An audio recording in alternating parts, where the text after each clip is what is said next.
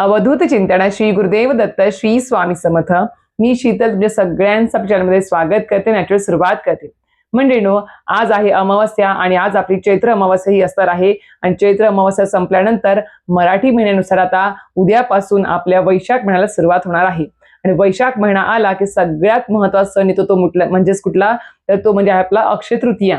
हो, यंदा अक्षय तृतीया 2026 मध्ये कधी आलेली आहे। सोबत या अक्षय तृतीयाच्या दिवशी घरातील प्रत्येक महिलांनी मी सांगेल आवर्जून काही उपाय आणि सेवा करायच्या आहेत। कारण की अक्षय तृतीया आपणास माहिती आहे की 3.5 शुभ मुहूर्तापैकी एक शुभ मुहूर्त मानला जातो आणि या दिवशी कुठलेही आपण जे काम करतो, चांगले असेल किंवा वाईट असेल, वाईट केले तर त्याचं वाईट फळ जास्तीत जास्त प्रमाणात तुम्हाला मिळणार आणि चांगले कर्म केले अक्षय तृतीयेला तर नक्कीच मला जर अक्षय पुण्य प्राप्त होणार आहे। आणि त्यासाठीच आपल्याला घरामध्ये अक्षय लक्ष्मी प्राप्ती व्हावी, म्हणजेच काय तर दीर्घकाळ टिकणारी, अक्षय म्हणजे काय कधीही क्षय न होणारी, कधी न संपणारी तुम्हाला जर लक्ष्मी प्राप्ती करून घ्यायची असेल, सोबतच आपल्याला माता लक्ष्मी सदैव आपल्या घरात राहावं, स्थिर स्थावर व्हावं, की आपल्या घरामध्ये जे काही धन धान्य संपत्ती येते आहे ते सदैव घरात टिकून राहावं, त्यामध्ये बरकत व्हावी असं वाटत असेल तर नक्की 100% मी सांगेल की तुम्हाला या दिवशी घरातल्या प्रत्येक महिलांनी पुरुषांनी काही उपाय आणि सेवा करायच्या आहेत, ज्या माता लक्ष्मीला प्रभावित करण्यासाठी किंवा प्रसन्न करण्यासाठी त्या खूप जास्त फायदेशीर ठरणार आहेत। सोबत पितरांसाठी सुद्धा काही गोष्टी करायच्या आहेत की जेणेकरून पितरांसाठी सुद्धा आपण या दिवशी जर काही सेवा उपाय जर केले तर नक्कीच त्याचं अक्षय पुण्य प्राप्त आपल्याला होत असतं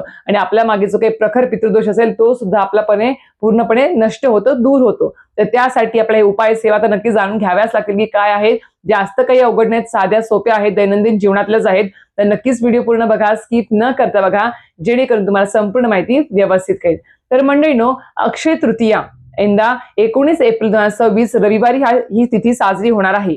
आता अक्षय तृतीया ही 3.5 शुभ मुहूर्तांपैकी एक शुभ मुहूर्त मानला जातो आणि हा जो दिवस आहे तो वैशाख महिन्यातल्या शुक्ल पक्षातील तृतीय तिथीला साजरा होत असतो। आता ही जी तिथी आहे ती आपली खूप खूप शुभ मानली जाते, कारण की या दिवशी कुठलेही शुभ कार्य करण्यासाठी, कुठल्याही शुभ गोष्टींची सुरुवात करण्यासाठी दिवसभर शुभ मुहूर्त असतो। कुठलीही शुभ वेळ आपल्याला बघायची गरज पडत नाही, संपूर्ण दिवस हा शुभ असतो शुभ कार्यांसाठी। सोबत हा जो दिवस आहे तो सोनं चांदी खरेदी करण्यासाठी शुभ मानला जातो। विविध प्रकारचे घर असेल, गाडी असेल, जागा असेल, वास्तू असेल, जे काही असेल तुम्हाला घ्यायच्या आहेत गोष्टी, दुकान असेल तर ते काही घेण्यासाठी सुद्धा शुभ दिवस हा मानला जातो।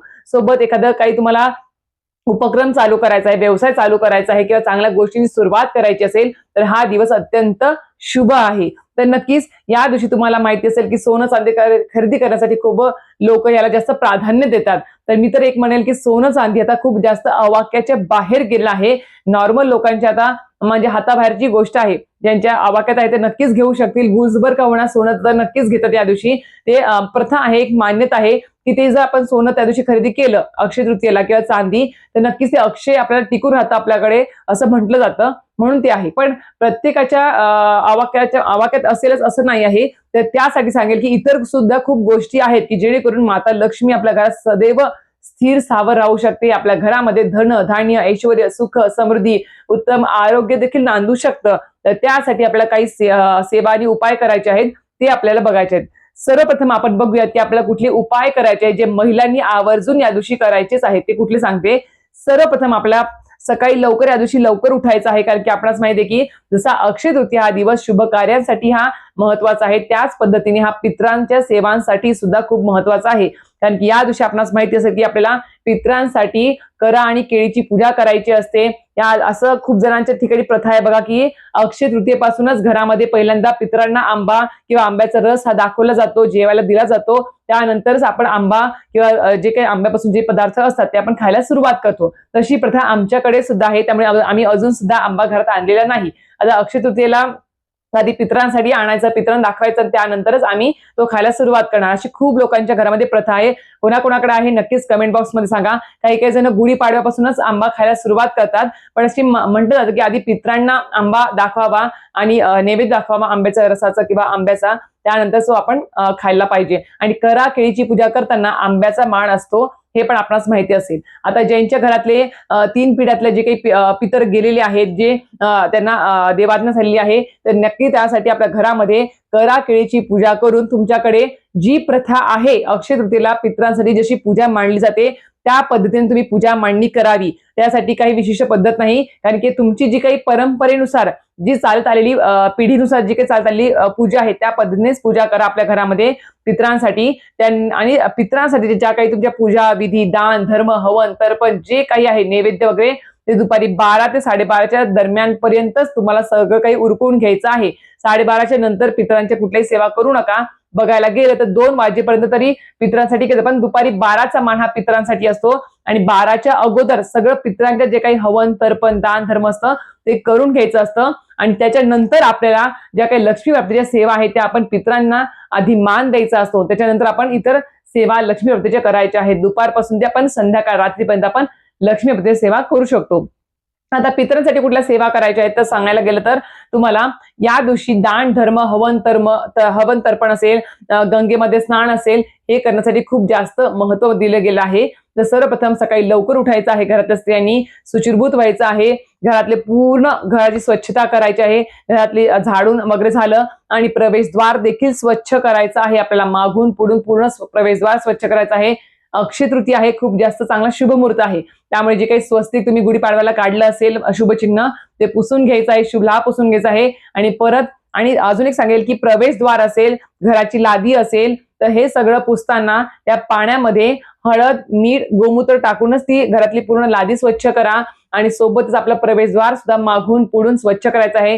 प्रवेशद्वाराची जी काही चौकट आहे ती स्वच्छ करायची आहे. उंबरा देखील स्वच्छ करायचा आहे. त्या म्हणजे पाणी वेगळं घ्या, लादीसाठी वेगळं पाणी घ्या, थोडंसं छोट्याशा भांड्यामध्ये प्रवेशद्वार आणि उंबरा आणि चौकट पुसण्यासाठी वेगळं पाणी घ्या. पण नक्कीच आपल्याला या पाण्यानेच आपल्याला स्वच्छता करायची आहे. ते केल्यानंतर आपल्याला सर्वप्रथम काय करायचं आहे तर आपल्या जे काही उंबरा आहे त्याच्यावर तुम्हाला हळदीचं लेपन करायचं आहे.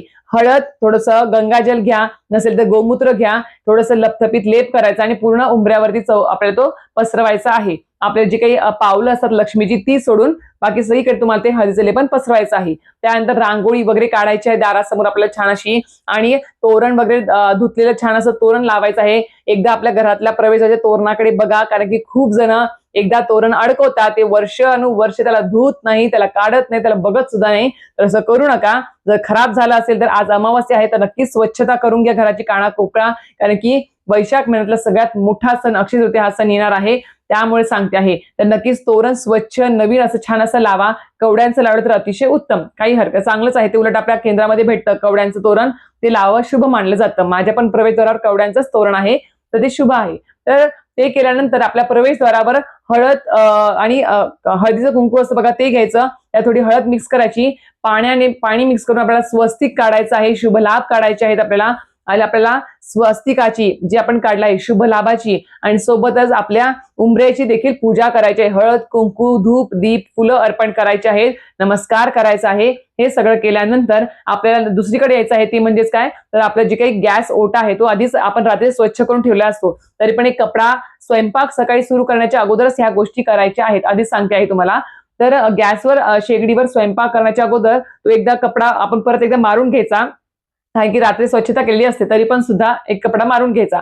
त्यानंतर आपल्याला माहिती असेल की आपण गुढीपाडव्याला धनधान्य समृद्धीकारक एक तोडगा केला होता, एक पोटली बांधली होती आपण धनधान्य घरात टिकून राहण्यासाठी. त्या पोटलीची पंचोपचार पूजा करायची आहे. सोबतच आपल्याला जी काही गॅस शेगडी आहे तिथे पण आपल्याला पुसून हळद कुंकू अक्षदा फूल धूप दीप दाखवून पूजा अर्चा करायची आहे.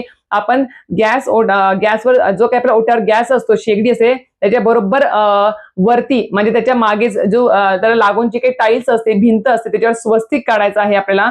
स्वस्तिक काढून त्या स्वस्तिकाची देखील पंचोपचार पूजा करायची आहे. आणि सोबतच आपल्याला जमलंच तर आपल्याला तिथे अन्नपूर्णा मातेचा मंत्र म्हणून तिथे आपल्याला प्रार्थना करायची आहे की हे अन्नपूर्णा माते, मी आज अक्षय तृतीयेनिमित्त या गॅस शेगडीची पूजा केली आहे, ज्याच्यावर मी अन्न शिजवते, घरातल्या सगळ्यांना मी त्याच्यावरती शिजवून अन्न खायला देते. तर नक्कीच माझ्या घरामध्ये जो काही अतिथी येतो किंवा माझ्या घरामध्ये सदैव आलेला अतिथी हा कधीही उपाशी जाऊ नये. माझ्या घरामध्ये धन धान्य सुख समृद्धी ऐश्वर उत्तम आरोग्य नांदू दे. माझं घर कधीही हे रिकामं नसावं असं तिथे प्रार्थना करायची आहे. आणि हे केल्यानंतर तुम्हाला सगळ्यात महत्वाची गोष्ट आता काय करायची आहे ती म्हणजेच आपल्याला सूर्याला अर्घ्य द्यायचं आहे. हो, सूर्याला अर्घ्य देऊन घ्यायचं आहे. सूर्याला अर्घ्य नक्कीच या दिवशी द्यायला विसरू नका, कारण की सूर्याला अर्घ्य दिलं तर तुम्हाला या दिवशी अक्षय पुण्य प्राप्त होऊ शकतो. कारण की अक्षय तृतीया दिवशी कुठलीही गोष्ट करा, छोट्यातली छोटी चांगल्या गोष्टी छोट्यातली छोटी किंवा मोठ्यातली मोठी, त्याचं अक्षय पुण्य तुम्हाला प्राप्त होणार आहे, जे कधीही संपणार नाही. दीर्घकाळ टिकून राहणारं असं हे अक्षय पुण्य प्राप्त होत असतं. त्यामुळे इतर वेळेस तुम्ही सूर्याला अर्घ्य देत नसाल तर नक्कीच या दिवशी सूर्याला अर्घ्य नक्कीच द्यावं. तर हे झाल्यानंतर तुम्हाला पितरांची सेवा करायची आहे. महिलांनी आवर्जून दक्षिण दिशेला तोंड करून आपल्याला काय करायचं आहे, आपल्याला पितरांसाठी पितृतुष्टीकारक स्तोत्र आणि पितृस्तुती हे आपल्याला हात जोडून पठण करायचं आहे. दक्षिण दिशा तुमच्या घरामध्ये जिकडे असेल तिकडे तोंड करून तुम्हाला हे स्तोत्र पठण करायचं आहे हात जोडून. ते केल्यानंतर तुम्हाला आणि अजून एक सांगेल मी, पितरांसाठी जपमाळ, पितरांसाठी आसन हे वेगळंच असावं, देवाचं वापरायचं नाही. देवाचं वेगळं ठेवायचं आणि पितरांचं वेगळं ठेवायचं आहे. ह्या गोष्टी आणि हे करायचं आहे तुम्हाला, म्हणजेच पितरांसाठी देवपूजेच्या अगोदर आधी पितरांची सर्व सेवा करून घ्यायच्या आहेत.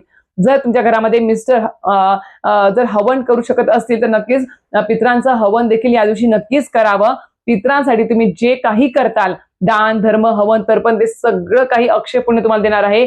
पितर तुमचे तृप्त होऊन तुम्हाला भरभरून आशीर्वाद देणार आहे. म्हणून सांगते आहे, नक्कीच मिस्टरांना जर जमत असेल तर नक्कीच ते पितृतुष्टीकारक स्तोत्र आणि पितृस्तुती म्हणून तुम्ही जर हवन केलं घरामध्ये, आज अमावस्या बघा, आज सुद्धा आम्ही घरामध्ये हवन केलं आहे, अक्षय तृतीयेला सुद्धा आम्ही करणार आहोत. तर नक्कीच तुम्हाला आज नाही जमलं तर अक्षय तृतीया आवर्जून कराच. पितरांसाठी सर्व सेवा, दान धर्म हवन तर्पण सगळं काही करा.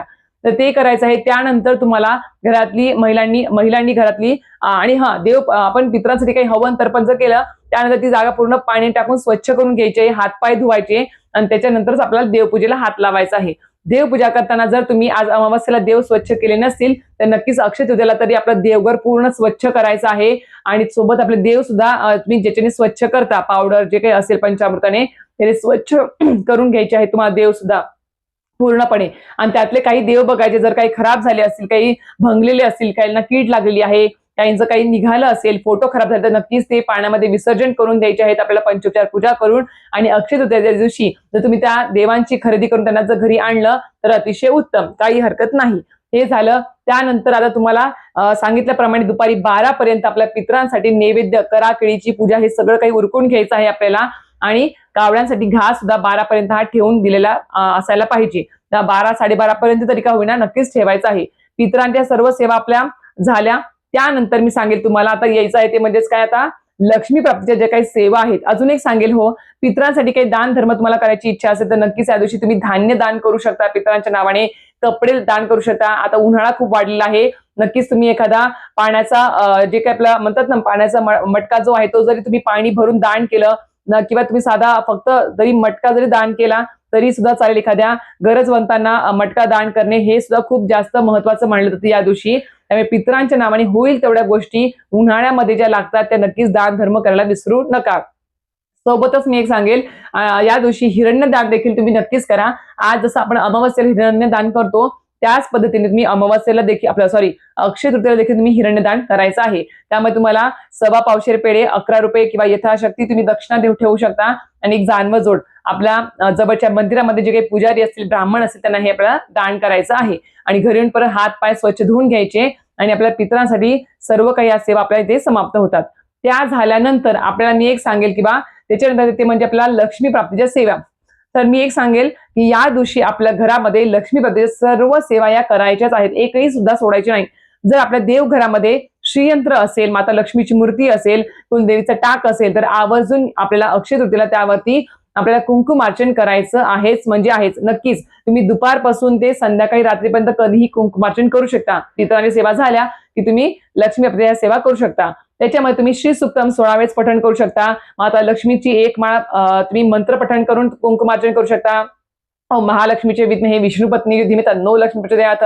नंतर 99 मंत्र आहे, एक माळ करून तुम्ही कुंकुमार्चन करू शकता. ओम ऐं ह्रीं क्लीं चामुंडाय विच्चये.